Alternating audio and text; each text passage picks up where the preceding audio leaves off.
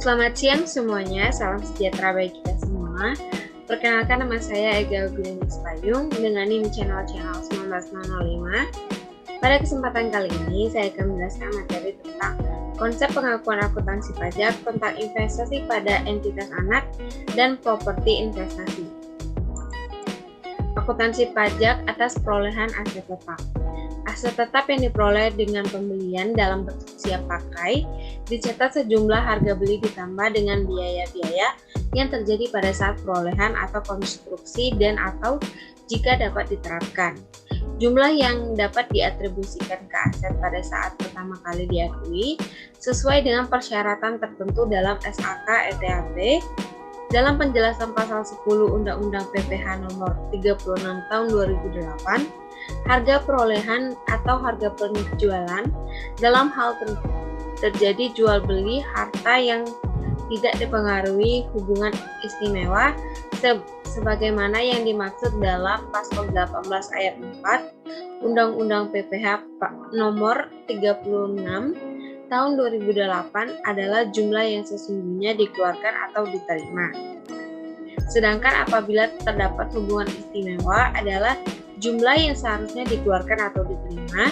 Adanya hubungan istimewa antara pembeli dan penjual menyebabkan harga perolehan menjadi lebih besar atau lebih kecil dibandingkan dengan jual beli tersebut tidak dipengaruhi oleh hubungan istimewa. Akuntansi pajak atas penjualan dan sewa aset tetap. Akuntansi pajak atas penjualan aset tetap. Perlakuan akuntansi atas penjualan aset tetap dilakukan dalam prosedur penjualan aset tetap dengan 3 langkah, yaitu yang pertama, update nilai buku aset tetap yang dijual, yang kedua, hapus aset tetap, yang ketiga, ditambah pelaporan laba atau rugi penjualan aktiva tetap. Akuntansi pajak atas sewa aset tetap. Dalam SAK ETAP yang diatur oleh IAI tahun 2009 nomor 83-88, klasifikasi sewa adalah sebagai berikut. Yang pertama, sewa pembiayaan atau finance lease.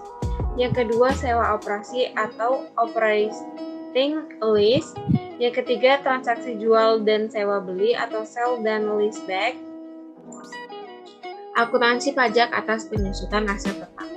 Dalam SAK ETAP yang diatur oleh IAI tahun 2009 nomor 71-73, metode yang dapat digunakan adalah sebagai berikut. Yang pertama, metode garis lurus. Menghasilkan pembebanan yang tetap selama umur manfaat aset jika nilai residunya tidak berubah. Yang kedua, metode saldo menurun. Menghasilkan pembebanan yang menurun selama umur manfaat aset. Yang ketiga, metode jumlah unit produksi. Menghasilkan pembebanan berdasarkan pada penggunaan atau output yang diharapkan dari suatu aset. Akuntansi pajak atas pertukaran aset tetap. Dalam SAK ETAP yang diatur oleh IAI tahun 2009 nomor 70, apabila aset tetap diperoleh melalui pertukaran dengan aspek non-moneter atau kombinasi aset moneter dan non-moneter, maka biaya perolehan diukur pada nilai wajar. Kecuali yang pertama, transaksi pertukaran tidak memiliki substansi komersial. Yang kedua, nilai wajar aset yang diterima atau aset yang diserahkan tidak dapat diukur secara andal, maka biaya perolehan diukur pada jumlah tercatat yang diserahkan. Menurut penjelasan pasal 10 Undang-Undang PPH nomor 36 tahun 2008, nilai perolehan atau nilai penjualan dalam hal terjadi tukar-menukar harta adalah jumlah yang seharusnya dikeluarkan atau diterima berdasarkan harga pasar. Akuntansi pajak atas revaluasi aset tetap. Revaluasi aset tetap adalah suatu penilaian kembali atas aset tetap yang dimiliki perusahaan sehingga sesuai dengan harga pasar saat dilakukan revaluasi tersebut. Dalam akuntansi, revaluasi aset tetap pada umumnya tidak diperkenalkan. Namun menurut paragraf 15.15 tahun 2019, penyimpangan ini dari ketentuan ini dilakukan berdasarkan ketentuan pemerintah.